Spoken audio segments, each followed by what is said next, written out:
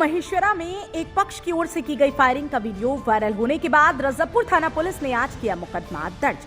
बता दें कि अमरोहा जनपद के रजबपुर थाना क्षेत्र के गांव महेश्वरा में गुरुवार की शाम को दो पक्षों के बीच मामूली बात को लेकर विवाद हुआ, जिसमें एक पक्ष ने फायरिंग की, जिसका वीडियो सोशल मीडिया पर वायरल हुआ था। इस पूरे मामले में रजबपुर थाना अध्यक्ष रमेश चंद्र शेरावत ने आला अधिकारियों के निर्देश पर आज फायरिंग करने वाले पक्ष के 4 लोगों के खिलाफ मुकदमा दर्ज कर लिया है और पूरे मामले में बहुत जल्द उनकी गिरफ्तारी का प्रयास किया जाएगा।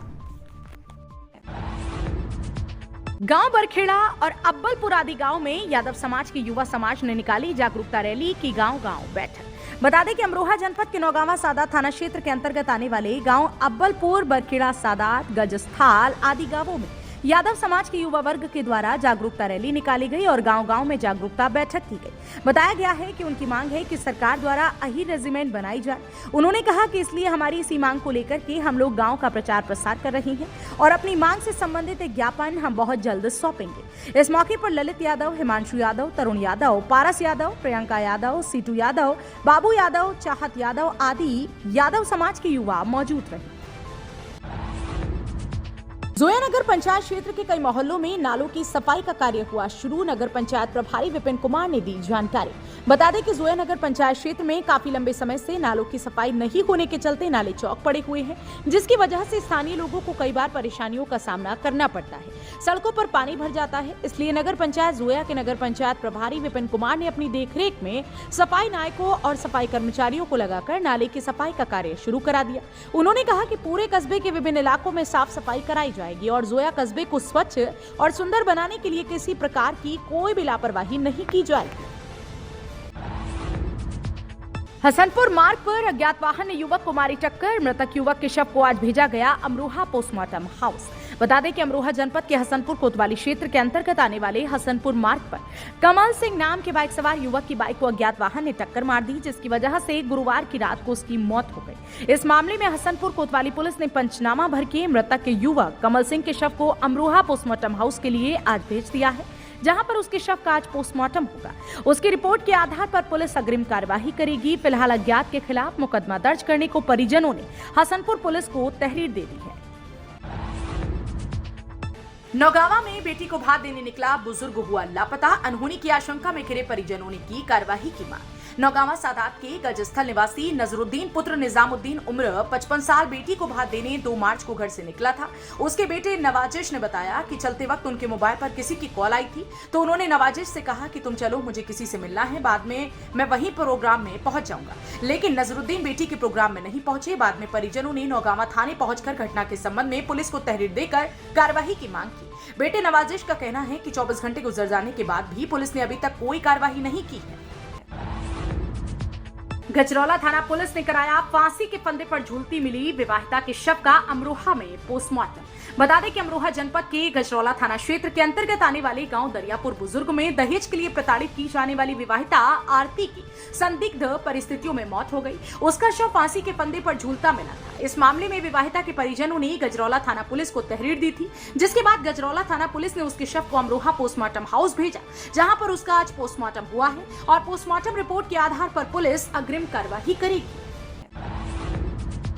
ठेकेदार पर उधार की रकम दिलाए जाने को सीमेंट विक्रेता ने पुलिस से लगाई गुहार। मामला नौगावा सादात क्षेत्र की बस्ती मोहल्ले का है। आरोप है कि नोएडा निवासी ठेकेदार आफ्ताब पुत्र हशमत अली ने वर्ष 2018 में नौगावा में एक बारात घर बनवाया था और जिसके लिए उसने नई बस्ती निवासी सीमेंट विक्रेता इरफान पुत्र शौकत अली से सीमेंट, बाजरपुर, रेता आदि सामान उधार लिया था और जिनके पैसे मांगने पर वो टालमटोल करता रहा। इरफान अली ने बताया कि मजबूर होकर उसने पुलिस में शिकायत की तो तारीख 20/9/2019 को थाना नौगावा सादात में ठेकेदार आफ्ताब ने सीमेंट विक्रेता इरफान से फैसला करते हुए 20,000 रुपए नकद दिए और 70,000 के 3 चेक दिए। लेकिन बाद में जब बैंक में चेक डाले तो पता चला कि अकाउंट में पैसे ही नहीं है। इसके बाद आफ्ताब फिर बहाने मिलाता रहा और इस बीच लॉकडाउन लग गया तो वो लॉकडाउन के बहाने बनाता रहा। अब पीड़ित इरफान अली ने एक बार फिर ठेकेदार आफ्ताब के खिलाफ नौगावा सादात थाने में शिकायत दर्ज कराए जाने की गुहार लगाते हुए ठेकेदार से पैसा दिलाने की मांग की है। इरफान, नई बस्ती नौगावा सादात, जिला अमरोहा से बोल रहा हूँ। मेरी नई बस्ती में तो सीमेंट की दुकान थी, जिसने आफ्ताब ने मुझसे उधार सीमेंट लिया। उसके बावजूद उसने मुझसे कोई पैसा नहीं दिया है। एक दफ़ा उसने थाने में मुझे फैसले में 2 चेक दिए जो आज तक नहीं भुने। उसके बावजूद मैं अब थाने आया हूँ। उसकी वजह से मुझे आज तक कोई वो नहीं मिली और मैं इसलिए थाने में FIR करने आया हूँ। कस्बा बबराला के समीप ग्राम भागऊ रेलवे क्रॉसिंग पर कटा मिला पमारी निवासी का शव। बबराला रेलवे स्टेशन से हटके एक रेलवे क्रॉसिंग है जहां पर एक युवक का ट्रेन से कटा हुआ शव मिला। जब ग्रामवासियों को पता चला तो तुरंत GRP व थाना पुलिस को अवगत कराया गया। मौके पर पहुंची पुलिस ने शिनाख्त की। युवक पमारी निवासी धर्मेंद्र के रूप में पहचान हुई। धर्मेंद्र के पिता ने बताया कि 8 दिन पहले धर्मेंद्र नोएडा काम करने के लिए गया था। मृतक ने 1 दिन पहले फोन पर घर आने की बात कही थी। बीती रात बबराला रेलवे स्टेशन से लगभग 1 किलोमीटर आगे युवक का शव कटा मिला, जिसके पास से एक पौवा पैक, इंग्लिश का एक फूटा हुआ बाहरी सील पैक, एक बोतल पानी पीने की सील पैक, एक मोबाइल चार्जर, लगभग 35 रुपए आदि चीजें शव के पास से बरामद की गई। रक्षा मंत्रालय के एक प्रवक्ता ने बताया है कि गुजरात के गांधीनगर में 10 से 14 मार्च के बीच प्रस्तावित डिफेंस एक्सपो 2022 को स्थगित कर दिया गया है। प्रवक्ता ने कहा कि डिफेंस एक्सपो के प्रतिभागियों द्वारा अनुभव की जा रही लॉजिस्टिक्स की दिक्कतों के कारण इसे स्थगित किया गया। नई तारीखों के बारे में उचित समय पर सूचित किया जाएगा। भारत ने यूक्रेन संकट पर स्वतंत्र जांच आयोग के गठन को लेकर UNHRC यानी संयुक्त राष्ट्र मानवाधिकार परिषद की वोटिंग में हिस्सा नहीं लिया है। आपको बता दें कि 32 देशों ने इस प्रस्ताव के पक्ष में मतदान किया, जिसके बाद UNHRC ने स्वतंत्र अंतर्राष्ट्रीय जांच आयोग स्थापित करने का फैसला किया है। वहीं रूस समेत 2 देशों ने इसके विरोध में मतदान किया है। ब्रिटेन के उप प्रधानमंत्री डोमिनिक राब ने कहा है कि रूसी सैन्य बलों द्वारा यूक्रेन में किए जा रहे युद्ध अपराधों के लिए राष्ट्रपति व्लादिमीर पुतिन को जेल की सजा हो सकती है। दरअसल इंटरनेशनल क्रिमिनल कोर्ट द्वारा यूक्रेन में युद्ध अपराधों को लेकर जांच चल रही है।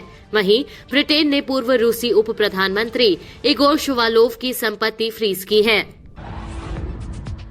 अमेरिकी ऊर्जा मंत्री जेनिफर ग्रैनहोम ने बताया है कि यूक्रेन के ज़ापोरिज़्हिया न्यूक्लियर पावर प्लांट में रिएक्टर्स को सुरक्षित तरीके से बंद किया जा रहा है।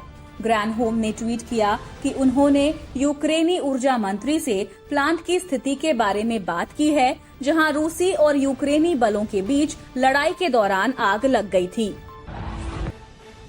डोरंडा कोषागार मामले में सजायाफ्ता आरजेडी सुप्रीमो लालू प्रसाद यादव की जमानत याचिका पर सुनवाई टल गई, जिससे उन्हें शुक्रवार भी जमानत नहीं मिल पाई। कोर्ट ने याचिका में कुछ खामियां पाए जाने के बाद ये फैसला लिया है। दरअसल सुनवाई के दौरान कोर्ट ने ये जानना चाहा कि क्या याचिका की सभी खामियों को दूर कर लिया गया है। इस पर लालू के वकील ने कहा कि याचिका में 2 खामियां बच गई हैं। इस पर अदालत ने इन्हें दूर करने के निर्देश दिए। मामले की अगली सुनवाई के लिए 11 मार्च की तारीख तय की गई है। पुलिस के मुताबिक पाकिस्तान के पेशावर में शुक्रवार को एक मस्जिद में हुए बम विस्फोट में कम से कम 30 लोगों की मौत हो गई, जबकि 56 अन्य घायल हो गए। एक पुलिस अधिकारी ने कहा कि यह आपात स्थिति है और घायलों को अस्पताल ले जाया जा रहा है। हम विस्फोट की प्रकृति की जांच कर रहे हैं, लेकिन प्रतीत होता है कि यह आत्मघाती हमला था। रिपोर्ट के मुताबिक पिछले हफ्ते रूसी हमला शुरू होने के बाद से यूक्रेनी राष्ट्रपति वोलोदिमिर ज़ेलेंस्की हत्या के 3 प्रयासों में बचे हैं। रिपोर्ट के अनुसार हत्या के लिए 2 समूह वैगनर ग्रुप और चेचन विद्रोही भेजे गए थे। पहले यूक्रेनी अधिकारी ने कहा था कि ज़ेलेंस्की की हत्या के लिए भेजे गए चेचन असैसिन्स की यूनिट को मार गिराया गया। एक रिपोर्ट में कहा गया है कि 56 बस्तियों में लगभग 46,750 लोगों वाले लगभग 9,350 परिवार दिल्ली में यमुना के जोन ओ बाढ़ के मैदान में रहते हैं। इनमें आधे से अधिक लोग खेती करते हैं, अन्य मछली पकड़ने, नर्सरी, दिहाड़ी मजदूरी के माध्यम से अपनी आजीविका कमाते हैं। रिपोर्ट में राष्ट्रीय राजधानी में नदी के 22 किलोमीटर के हिस्से के साथ बाढ़ के मैदानों का अध्ययन किया गया है। एक वीडियो ऑनलाइन सामने आया है जिसमें एक रूसी सैनिक 2 हथगोले लेकर यूक्रेन की सड़क पर भीड़ के बीच से गुजरता नजर आ रहा है और कथित तौर पर लोगों से आत्मसमर्पण करने को कह रहा है। वहीं वीडियो में लोग उस पर शर्म करो चिल्लाते दिख रहे हैं।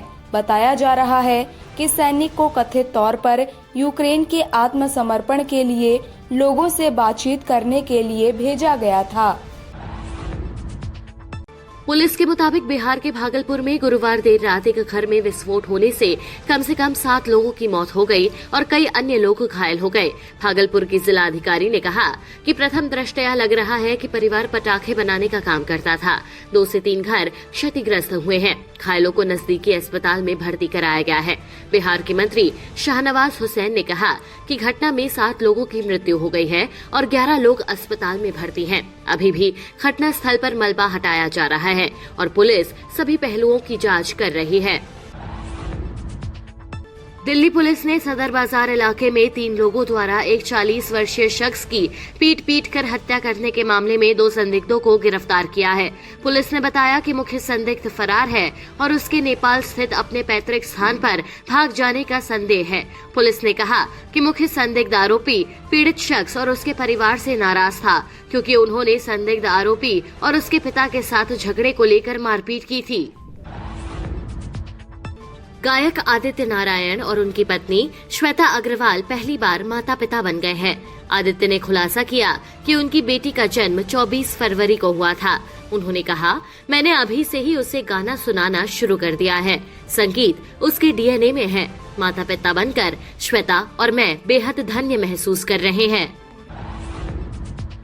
दिल्ली के उप मुख्यमंत्री मनीष सिसोदिया ने शुक्रवार को दिल्ली टीचर्स यूनिवर्सिटी का शुभारंभ किया। इस दौरान मनीष सिसोदिया ने कहा कि यह भारत में शिक्षक प्रशिक्षण में एक नया मानदंड स्थापित करेगा। यहाँ प्रशिक्षित शिक्षक सच्चे राष्ट्र निर्माता बनेंगे। सिसोदिया ने आगे कहा कि शायद यह भारत में अब तक का सबसे तेज रिकॉर्ड समय में स्थापित विश्वविद्यालय है।